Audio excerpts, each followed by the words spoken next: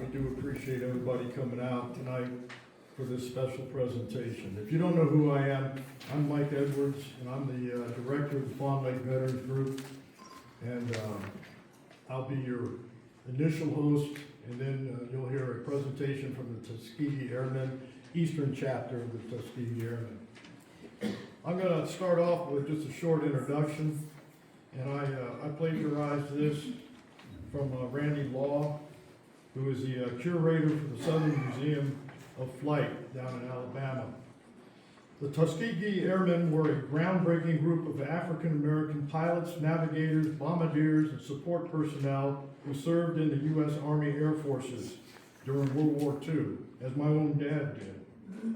Their exceptional service and determination not only changed the course of aviation history, but also played a significant role in advancing civil rights in the United States.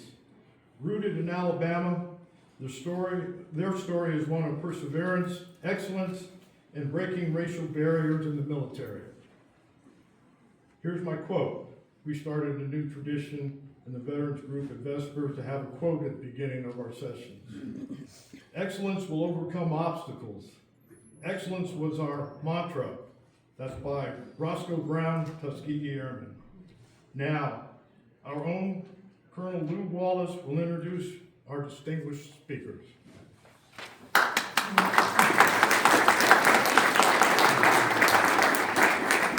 Thank you, Mike.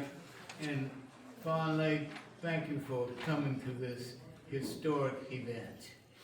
It's my pleasure to introduce the Airmen of the East Coast chapter of Tuskegee Airmen Incorporated, fondly called ICTI. First, I'd like to introduce our chapter president, Mr. Tommy Herndon, Jr.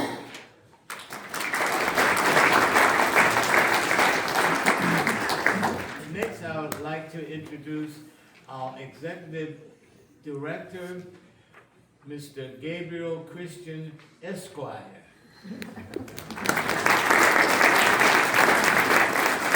Next, I will introduce our historian, Dr. Felton Sands, Jr.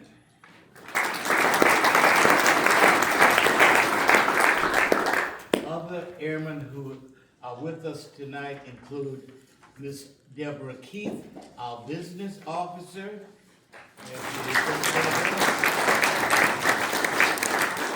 and Ms. Paula Page, our communications officer. And last but not least, I'd like to introduce my special guest, Mrs. Ingrid Paris Hicklin, who is president and executive producer of the English World television show that is on Fairfax Public Access Television and also on YouTube. Ingrid, please stand.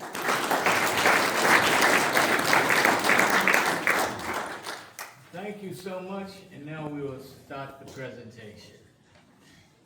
The floor is yours. Well, let's just give him a round of applause again for signing.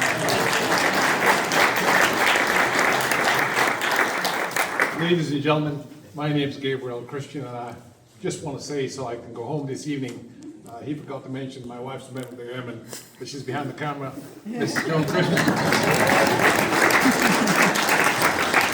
We've got about 2 hours back to the DC area. So.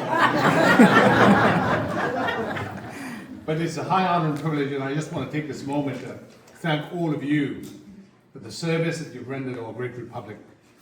The United States of America is a very special country. There are people who talk about exceptionalism, but the story that we're going to tell tonight speaks to the best, not only of the United States, but all mankind. It shows what we can do as brother. By the way, I was told he was a captain in the Coast Guard, Mr. Edwards, of the Fawn Lake Veterans Group, but he looks more like an admiral, so let's say it for our brother. The Admiral of the Fleet, he's a rather humble guy, and he never wants to, it's top secret, he reminds me of a gentleman who was at a function, and he says, he introduced his wife, his parents, and he says, here's my brother over there, but he's working on the cover tonight. So what I think we'll do first of all, before I go into the meat of the matter, is look at the video that we've had set up, and I think all I do is hit the key. We've got technical team. The technical team is on its way. Enjoy this, and then East Coast chapter, Tuskegee Airmen Incorporated. We want to thank you for the opportunity to share with you our history, which is U.S. history and world history, and hopefully some interesting facts of an amazing group of Americans, the famous Tuskegee Airmen. I'm delighted to be here with you today and to share their story. Once again, special thanks to Brother Lou Wallace and the Fawn Lake Veterans Group. I must say you make a fine and very handsome, very good-looking group. I hope we can elucidate and illuminate that story. So the Tuskegee Airmen came about on the third Thursday in March of 1941. President Roosevelt had made a campaign promise that he would make sure that there would be training programs, which the civilian air program, CAP, had already started. And at Howard University, there was a program for civilian air training because the United States was not yet in the war. The war had started in September of 1939 with Britain, and the United States knew that more likely so than not so there was going to be a war. And so the program started, and when this young mechanical engineering student from Howard University by the name of Yancey Williams, Yancey applied to the U.S. Army Air Corps. There was no Air Force at the time, and they said that they were not accepting any African Americans in the Army Air Corps. In the Army at that time, there were two infantry regiments, 24th and 25th, and the 9th and 10th Cavalry, the old Buffalo soldiers. And so he filed a lawsuit, so I guess lawyers do have some utility. I've never met one in my life, but they filed a lawsuit, and Eleanor Roosevelt, who was an amazing lady, husband in the administration, said, look, we don't have time for lawsuits. We don't have much time for lawyers at this point. This is what we're going to do. We're going to set up an Air Force, essentially, at Tuskegee. Tuskegee had been started by Booker T. Washington back in the late 1800s. And it was a sort of institution focused on agricultural and industrial training. But Booker T. was a very wise man. Tuskegee, by the way, is a Native American term for warrior, interestingly enough, from the Muskogee Indians. And he bought a lot of land, and so it was the historically black college which had the land which was necessary to build an airfield. That was Moulton Field. I want to share with you an interesting story that's not well known, that still lives with us today. What if I told you there was a guy from Florida by the name of John Robinson? He went to Tuskegee in the 1900s and became an automobile mechanic, a mechanical engineer. And then he decided to go to a show where a lady by the name of Bessie Coleman. Bessie Coleman was an African-American female who became the first American female, black or white, to get an international pilot's license. And she went to France. And she would go to different shows. In those days, in the 1920s, it was very common to have shows where people would pay for a ticket, and you go to an open field, and the old biplanes would do the sort of loop-a-loop, and sometimes they would dive into barns, all kind of crazy stuff. And he saw that, and he said, I want to become a pilot. And he became a pilot, or he wanted to become a pilot, but he could find no school. So he went to the Curtis Wright Academy and applied, and they said, no, we're not taking any African Americans. So he said, okay, can I work as a janitor? And they said, okay, yes, you can. And so he would stand next to the door where the lectures were taking place, and he'd be mopping the same spot for half an hour. So one day the professor said, what are you doing, son? I don't think you're a real janitor. And then he found out, and he said, okay, you know what, you can join the class. And John Robinson came first in his cohort and became a pilot. But it gets better. John Robinson went back on his 10th anniversary to Tuskegee and told Tuskegee there is a science that's emerging.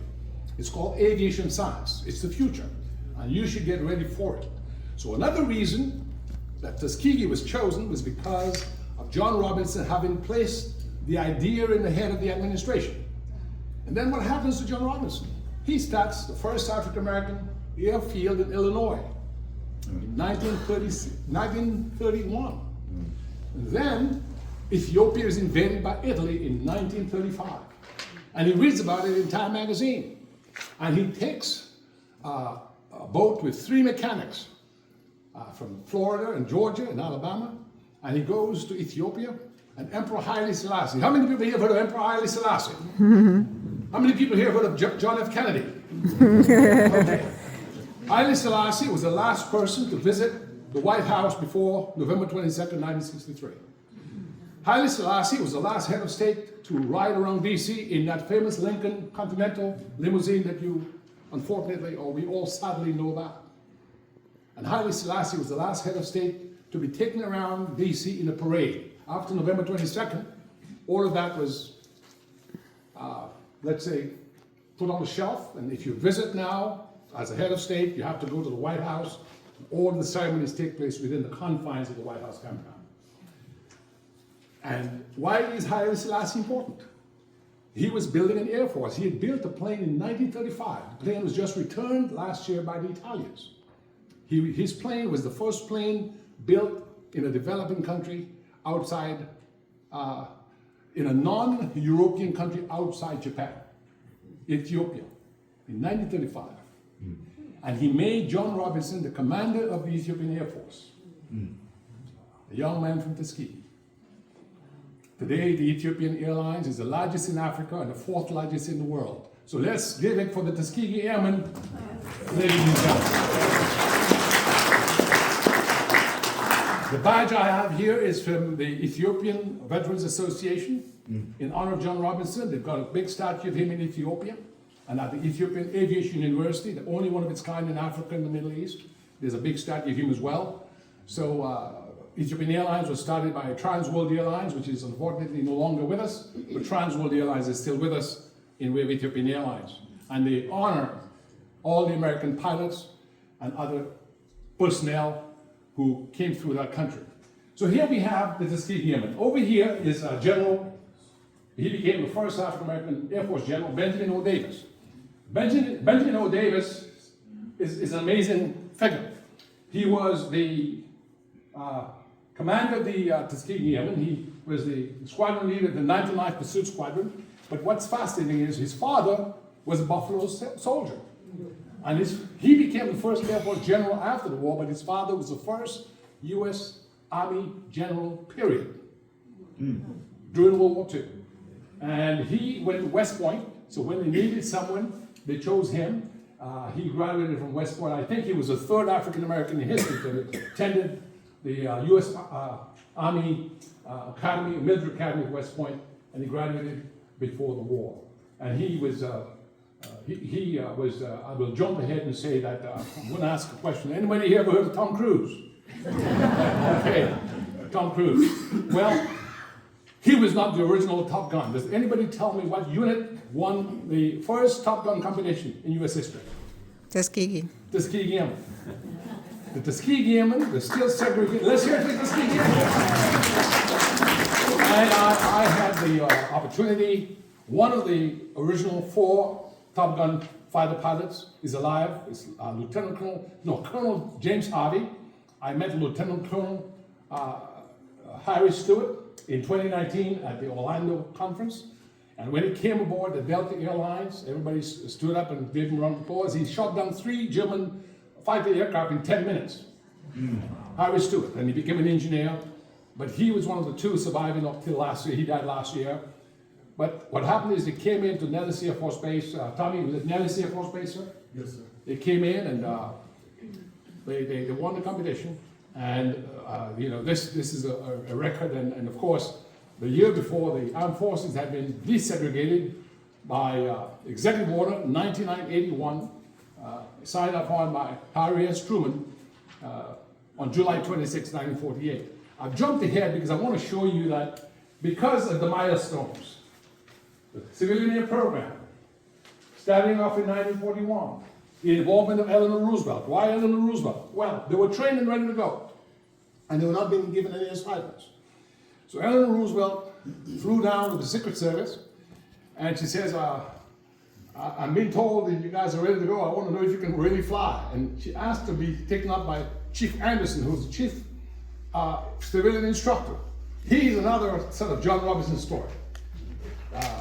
Charles Anderson was from Pennsylvania, little town in Pennsylvania. He wanted to fly. No one would teach him. So he got some money together, he bought a plane, and he went into the plane and would just be taxiing up and down the runway and then just took off one day. I mean, it's just an amazing story. You know, it talks about the power of determination and the power of education. So he took up, that's Chief Anderson right there with the First Lady, and the Secret Service said, no, Madam Roosevelt, you know, this is you know, you can't do this. This is, you know, and all of that. And she shooed them away. And he went up with her. I'm not sure he did loop or any of those things, but he took her up and brought her safely back down, of course. And then she came out and said, you know, these guys can sure fly. And she went back to DC, and the rest is history. Within about a month, they got their orders, and off they went to North Africa. And if you can move the slide, they had the P-40 Warhawk, they had, and then finally the P-51 Mustang. Story is that, I can't, Brother Tommy might be able to help me. Let me just say something about the Airmen and how fantastic they were. Because the 1925 War Department report said that African Americans can't handle complex equipment. Although we'd had Louis Latimer, who worked with Edison on the light bulb and who worked with Alexander Graham Bell on the telephone and who patented the telephone, they said that. The African American community sent its best. I want to introduce someone we have here this evening that speaks about it. Mr. Fenton, can you stand up for a moment? Because he's the only son of Dr. Fenton Sands. Dr. Fenton Sands was a specialist in agricultural science, PhD, Cornell University. There were a couple guys also from MIT. So they were all really highly educated, and those who were not highly educated were very motivated. This young man, Mr. Sands, also went to Cornell and got a PhD like his father. So let's hear it for Fenton Sands. And his father, after the war, goes to Liberia and sets up an agricultural college. And he goes there and later on helps to work at that college. So the Airmen were nation builders. Let's hear it for nation builders. So, they had the best record of the U.S. Army Air Corps. In those days, there's no Air Force. Air Force came after the war in 1947, thereabouts. They lost, I think, U.S. Army War College says about 20 to 26 aircraft, which was only about 10% of what the other groups lost. So we had a flight lieutenant from the 8th Air Force come to College Park, and he came to thank the airmen for those of his members of his group who had passed on. He said that they would ask for the red tails. They only knew that the P-51 Mustangs had red tails. So they said, we're going to Germany, we want to make sure we have the red tails. But they didn't know that they were African American, because when you're in the cockpit, you got the goggles on, everything, you got a helmet on, you can't see anything until one of the bombers had to make an emergency landing at the Ramitelli. They had a base in Italy called Ramitelli, and the Italians invited us over earlier this year because they wanted to honor the Tuskegee Airmen on the 80th anniversary of the end of the war. And when the plane came in, Willie's Jeep came up, and guy says, it looks like this, everybody in this base is black. He says, yes, sir. It's so they had the cooks and the doctors and the dentists and everybody else, you know, but I want to share a story that really is heartwarming. The highest award you can win for the Tuskegee Airmen is the Noel Parrish Award. Noel Parrish was a white cavalry officer from Kentucky who entered the Army Air Corps. He left horses and wanted to fly. And he was made, before Davis, the commander of the Tuskegee Airmen. And because it was Alabama, and because it was a time when things were not always right, Noel Parrish not only protected his men, but in many respects, he became a guardian angel. And I had the high honor and privilege of meeting his grandson. So Noel Parrish, after the war, became a member of the Tuskegee Airmen, When he died, his wife would come to speak on his behalf. And when his wife died, his grandson has continued the legacy of Noel Parrish. Let's hear it for Colonel Noel Parrish. And I believe this might be a photograph of, he was Colonel Parrish at the time, but later after the war he became a brigadier general. That's him right there.